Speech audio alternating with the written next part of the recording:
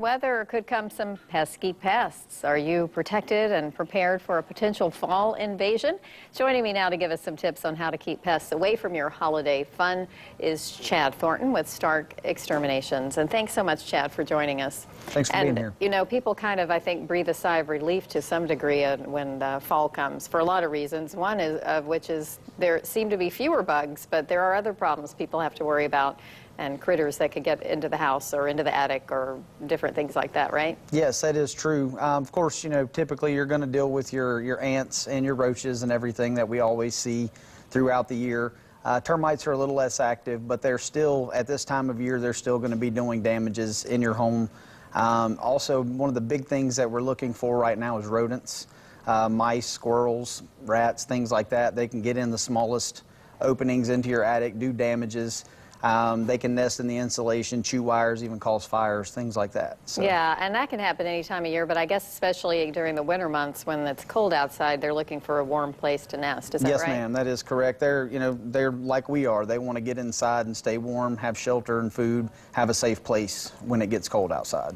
And so what can people do to kind of insulate their home, I guess, so that fewer creatures get in? Well, you know, as far as insects, a good rule is if you can see daylight through it, they can get through it. Make sure any cracks at your foundation are sealed, any screens are sealed. Always check around your roof lines, things like that.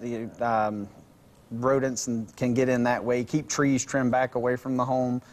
They can get off of the trees onto the roof and into any small opening about the size of a nickel is all it takes for some rodents to get in.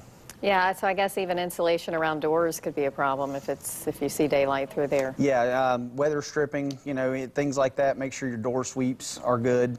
I mean, most insects can get through a crack the size of a credit card. Oh, wow. So. And when you're talking about the cockroach problem, does that increase in the winter too or in the fall? And then are you talking about those really big ones that or the smaller ones? Those are generally the American cockroaches. You see them all throughout the year. A lot of times when it rains, they get inside.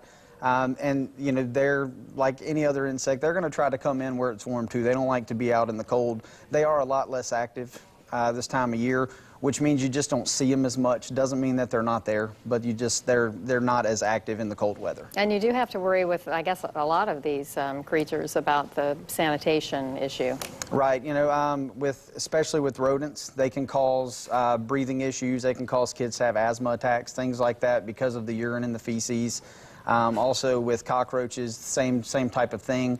You know, they can carry lots of different kinds of bacteria and cause lots of issues. If you hear scratching around in your attic, is that generally not a good sign? It's generally not a good sign. You're definitely probably dealing with some type of rodent in the attic if you're hearing that. Okay, Chad. Well, thanks for coming over from Stark Exterminations and giving us some helpful tips. No problem. All right, thanks.